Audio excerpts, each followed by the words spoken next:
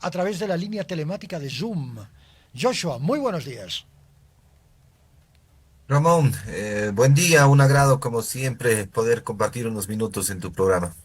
Bueno, no sé si ha tenido usted la oportunidad de escuchar el primer comentario de la mañana, que un señor me dice aquí que los riño, que los puteo, y no se trata de esto, sino se trata de que despierten un poquito, ¿no? De que se den cuenta de que no todo es fantástico y maravilloso como nos vende el gobierno dentro de su Matrix, sino que este es un terreno bastante complicado, que además, tal y como está el panorama político, se hace más difícil, tomando en cuenta la situación económica. Tenemos un paro multisectorial el próximo lunes. Ayer el gobierno presenta el crédito gremial, 10.000 bolivianos como máximo de capital para los gremialistas, con una serie de condiciones que son absolutamente naturales dentro del sistema financiero, además son legales, pero que a mí se me presentan como una suerte de regalo, de presente griego. No sé si usted tiene esa sensación, Joshua. Ramón, mira, el gobierno va a intentar conformar algunos sectores sociales, económicos durante estos meses porque claramente está en campaña. Los gremiales lo que requieren son dólares. Eso es lo más importante, ¿no? Y que les den bolivianos y un crédito está bien, un crédito específico para su sector de 10.000 bolivianos les ayuda, especialmente a los minoristas. Así que no es mala política, pero lamentablemente tiene una intencionalidad política, digamos, por detrás. Y bueno, el gobierno seguro tiene todo el derecho a hacer campaña, pero uno se pregunta por qué no ha pensado en medidas y políticas de ayuda en los anteriores años, ¿no? El gobierno ya está de salida y lo malo es que es un gobierno que no cuenta ya con ningún tipo de credibilidad. Por lo tanto, todo lo que haga se va a poner en duda, le guste o no al gobierno. Pero bueno, Ramón, está bien, es una buena medida. Hay cierta liquidez todavía en el mercado financiero, en el sistema financiero, y entonces veremos realmente las condiciones de accesibilidad al mismo, ¿no? Eso habrá que ver un poquito si funciona o no. Sin embargo, el riesgo es el no pago de estos créditos, dada la profundización de la crisis económica, ¿no? Entonces, esto puede ser malo en los próximos meses porque no es que el sistema financiero esté en las mejores condiciones, ¿no? Eh, a ver, a ver, Joshua, ¿a qué me voy? Cuando usted sostiene que hay liquidez, ¿verdad? Que hay cierta liquidez, que algo de dinero le queda, porque estamos hablando del Banco del Estado y del Banco Unión, ¿sí? A eso me voy. Pero no tienes dólares para sostener ese mercado financiero. O al menos es lo que dice el gobierno, porque ayer el mismo Marcelo Montenegro señalaba que se están recurriendo a las reservas internacionales, no ha determinado la cantidad en oro para poder mantener los créditos, perdón, para poder mantener la subvención del combustible de importación. Entonces, por un lado, te estás gastando las reservas internacionales en oro, no ha determinado la cantidad, tienen que quedar 20 por ley tienen que quedar 20 en el Banco Central, pero al mismo tiempo tú propones un crédito para los gremialistas. Es más, si tomamos en consideración que hay 3 confederaciones de gremiales, la que más aplaudía ayer era la que es proactiva al gobierno. Por lo tanto, es Claro. una medida eminentemente electoral. Mm. Eminentemente electoral. Puede ayudar al gremialista. Perdón, Joshua, a mí se me dan un capital de arranque de un máximo de 10.000 bolivianos. Si soy gremialista y tengo que traer productos, insumos, no me alcanza. Como capital de arranque es muy bajo. Entiendo yo. Sí, sí, sí, sí, sí, sí. Mira, por eso te decía, Ramón, va a servir para los minoristas, sin embargo, en el agregado, y ese es el riesgo, el hecho de dar créditos, aunque de 10.000 bolivianos, lo que va a hacer es presionar la demanda por dólares, Porque los minoristas compran a los mayoristas para vender y estos mayoristas pues obviamente requieren dólares. Ahí está. Entonces la presión sobre el tipo de cambio va a ser mayor. Entonces, por un lado parece una medida electoral que podría ser interesante para muchos minoristas, pero por el otro lado, dado los desequilibrios macroeconómicos, no es la mejor medida. Y por supuesto, respecto a lo que decías de las reservas internacionales netas, sabemos que el gobierno ha estado vendiendo el oro, después tendrá que reponerlo, pero además sabemos que se ha aprobado la posibilidad de que empeñen el oro. ¿Ya? Entonces el gobierno va a hacer lo que sea por mantenerse estos meses antes de la elección para que no se le desestabilice más la economía y realmente tenga una repercusión económica, obviamente, pero también electoral. Entonces, mira, la situación es delicada. Espero el gobierno esté calculando algunas cosas, porque eso se Pero supone que deberían hacer los economistas. Hay muchas dudas sobre eso. Creo que simplemente va a gastar todo lo que pueda, va a conformar a los grupos que pueda y nuevamente pues va a provocar nomás una profundización de la crisis. bueno, en la crisis yo no sé cuán más bajo podemos caer en ese sentido. Todavía mucho Es más. que yo no veo, el fondo del abismo nunca se puede ver. Es infinito, ¿verdad? Es una caída libre ya directamente hacia, por un precipicio y no hay red. ¿Eh? Estás haciendo ejercicios como los trapecistas en el circo, hacen ejercicios, pero ellos tienen una red de soporte. La red de soporte que teníamos eran las reservas internacionales. Si tenemos 22 toneladas de oro y no sé qué porcentaje es líquido, es decir, es en moneda, la red cada vez se está fragmentando más. Ya no puedes acudir a esas reservas internacionales, no te puedes gastar más de las 22 toneladas de reservas en oro. Entonces, Joshua, ¿qué va a hacer el gobierno? Porque va a intentar durante este tiempo, hasta el día de las elecciones, sobre todo a partir de la campaña, ya cuando se conozcan ya las candidaturas oficiales, va a intentar mostrar una musculatura que no tiene. Ya no tiene esa musculatura el gobierno, la ha ido perdiendo con el paso de los años y el desgaste lógico de la economía. Ramón, en la parte líquida de las reservas hay menos de 50 millones de dólares, lo cual quiere decir que eso no sirve ni siquiera para un día de importaciones de hidrocarburos. El problema en realidad es este, ¿no? La compra de hidrocarburos por parte del gobierno y no tanto el subsidio, porque el subsidio al final es una afectación en bolivianos, digamos, ¿no? El problema es que necesitas los dólares para comprar hidrocarburos y obviamente hay grandes sospechas de que aguante el gobierno porque tiene demasiados gastos y por eso sabemos que está acudiendo también a la emisión monetaria, a los créditos del Banco Central, al Tesoro General de la Nación, que es la opción más cercana y segura que tiene el gobierno. Lamentablemente, este es otro evento que va a provocar y presionar los precios hacia arriba, la inflación. Entonces, lamentablemente, la mayoría si no todas las medidas que tome el gobierno van a ser ahora inflacionarias. Y si se presiona además con adquirir más créditos externos, pues probablemente también entremos en una crisis de deuda externa. Entonces, estamos ya en puertas de una crisis de deuda externa, tenemos ya una crisis de balanza de pagos con una escasez brutal de dólares y por supuesto todo esto significa que se pueda presionar los precios. El fondo, ya lo hemos vivido alguna vez, 11.000% de inflación.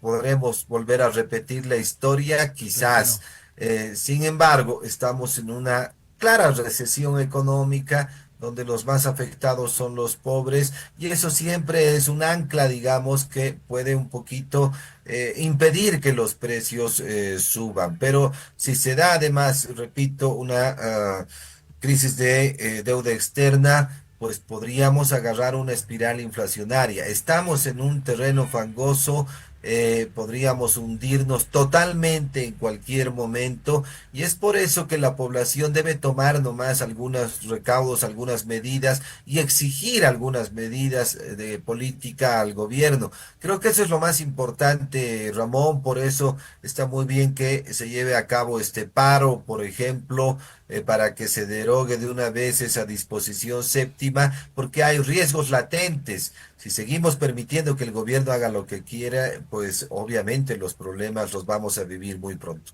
Hemos tenido la crisis del desabastecimiento de aceite, que ha sido muy potente el año pasado. Hemos tenido la crisis del pollo, del precio del pollo. Estamos teniendo la crisis de la carne. En fin, tenemos varias crisis con productos que forman parte de la canasta familiar.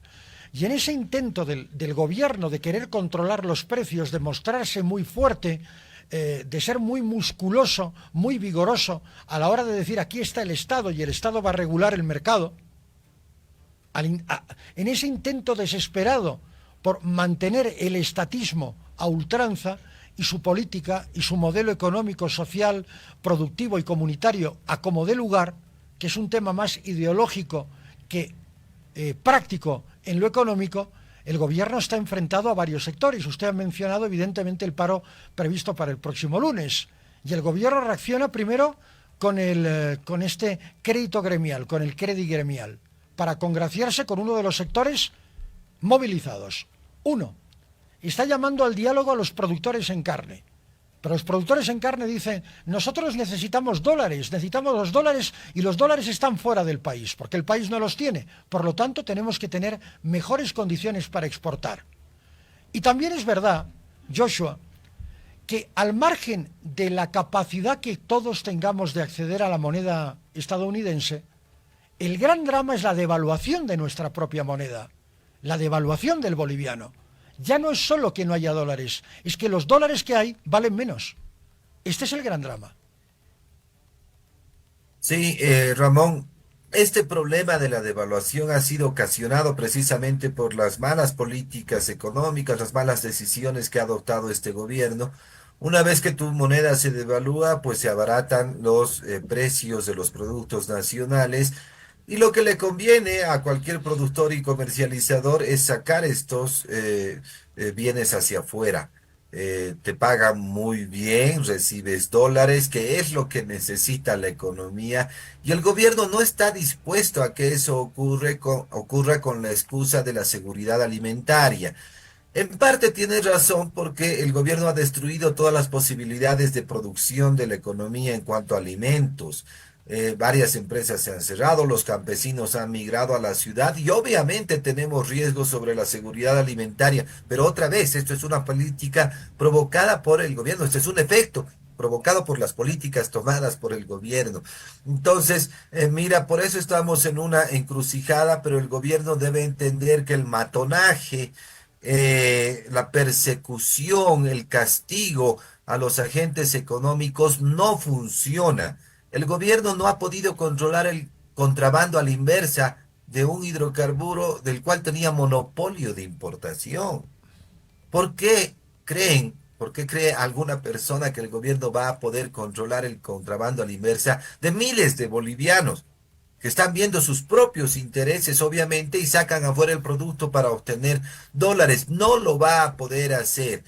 El mercado funciona con incentivos. Exacto. Y mira, que el gobierno dé algunos incentivos para que no saquen esos productos, no le cuesta básicamente nada al gobierno. Lo que pasa es que no tiene plata para eso. Mira, a las empresas que exportan podría decirles, yo les reduzco el IUE, ¿verdad? El impuesto a las utilidades en 10% si ustedes traen su producto acá. Entonces ellos van a hacer el esfuerzo. Claro. Y así como esa medida, pueden haber otras Pero, ventajas que dé el gobierno. Entonces, esa es la forma, ¿no? Incentivar al mercado y no ir detrás de los productores con escopeta, digamos, claro, ¿no? pero lo que pasa es que, digamos, el modelo económico, productivo, social, comunitario, etcétera, está fundamentado en eso, en un mayor control del Estado. Entonces, ¿qué es lo que hace el ciudadano común? Ve una campaña de promoción de EMAPA y dice, caramba, el Estado me da lo mismo a menor precio. Entonces, ¿qué ha conseguido el gobierno, el Estado? No ser competitivo, sino eliminar cualquier posibilidad de competencia desde el sector privado. Y entonces está atentando contra una norma de la economía global. El Estado lo que debería hacer es ser mucho más flexible y buscar una sinergia entre lo público y lo privado en lugar de concentrarse solamente en mirarse el ombligo y en reforzar una empresa que en muchos casos no consigue sus objetivos. Sí, de cara a la propaganda, pero no en lo efectivo, Joshua. No sé qué opina usted de EMAPA, pero a mí me da esa sensación de que pretende ser el gran proveedor del Estado para garantizar la seguridad alimentaria, etcétera, etcétera, pero elimina otros elementos de la cadena productiva privada. Sí, Ramón, a ver, esa sinergia que dices entre el Estado y los privados no existe. Lo que No, no existe existe, son ¿no? roles determinados, ¿no? Porque el Estado no se puede meter en la producción, eso debe quedar claro, porque es ineficiente, porque se la van a robar, y eso es lo que ocurre con EMAPA. EMAPA no puede ser la única proveedora y la comercializadora más grande de alimentos del país. Eso es un absurdo. ¿Queremos morir de hambre? Dejemos que eso pase. Mira, EMAPA el 2007 tenía 63 empleados. En la actualidad tiene casi 900 empleados. Claro, Ha crecido a toda velocidad porque el gobierno, como decías otra vez, no solo es que quiere controlar el comportamiento de los productores y los comercializadores, sino que además quiere que desaparezcan. sí, ¿No? Entonces, ¿por qué? Porque va a controlar directamente a la persona, a las familias, sin intermediarios, digamos, ¿no? Porque le perjudican en su control las empresas, ¿verdad? Porque ellos producen, no le dejan hacer al gobierno y entonces no le dejan controlar el hambre del pueblo. Eso es lo que ocurre en Venezuela, eso es lo que ocurre en correcto. Cuba, lo conocemos Es un y no modelo. podemos permitir que esto ocurra, ¿no? Lamentablemente es eso, el modelo caducado, ese modelo que no funciona. El gobierno está yendo en contra, además de esas ideas nuevas, esas medidas nuevas que necesitamos los bolivianos para salir adelante. Y eso está relacionado a la libertad económica. Un tema, el del modelo, que en el más reciente foro realizado en Santa Cruz sobre liderazgo y liderazgos emergentes, el futuro, etcétera, tuvo la participación y tuvo la crítica de Andrónico Rodríguez, que es producto del modelo. Él es, digamos, uno de los hijos del modelo y lo criticó, lo cual me parece un ejercicio con cierta honestidad intelectual. El modelo se está terminando, funcionó durante un tiempo en época de bonanza, ahora ya es cuestionado y cuestionable. Y lo hizo Andrónico Rodríguez para cerrar, porque además hemos hablado de economía cuando en realidad deberíamos haber empezado por aquí. ¿Existe un efecto andrónico a su criterio? ¿Es el político emergente que está esperando Bolivia, Joshua? Mira, para ser claro con esto, Andrónico es el títere que ha adoctrinado el socialismo del siglo XXI con cara joven para engañar a los bolivianos, para que muchos digan que hay renovación, para que muchos digan, ah, incluso él critica el modelo, pero en los hechos ha sido una crítica, yo diría más bien no honesta, porque si bien ha dicho que pueden haber ajustes, él cree en el Estado, él No, no, cree sí, en el estatismo y por lo tanto Andrónico es uno más de nuestros políticos viejos con ideas viejas que no funcionan y que por supuesto va a perjudicar al Estado, pero en términos políticos, pues obviamente este adoctrinamiento que ha recibido Andrónico hace de que parezca como una cara nueva, sin embargo, con ideas viejas, pues no funciona. Es la misma chola con otra pollera, porque el MAS y el socialismo son exactamente igual en cualquiera de sus caras. Evo, Arce o Andrónico son el socialismo y son el pasado y de ninguna manera representa a una nueva generación emergente con nuevas ideas. Joshua Bellote está en Oruro, le mando un saludo enorme, sobre todo porque se acerca el gran evento para los orureños, cada día más cerca, ¿verdad? Joshua. Bueno, no sé si te refieres al 10 de febrero o al carnaval, pero de todas maneras ya estamos en época de carnaval e incluso el 10 de febrero es parte ya del Por- carnaval, ¿no? Estamos muy cerca, claro, claro que sí. Un abrazo para los dos Un eventos. abrazo. Espero estar por esa noble tierra de Ah, Sebastián te Pagador. vamos a esperar con una buena cerveza, Wari.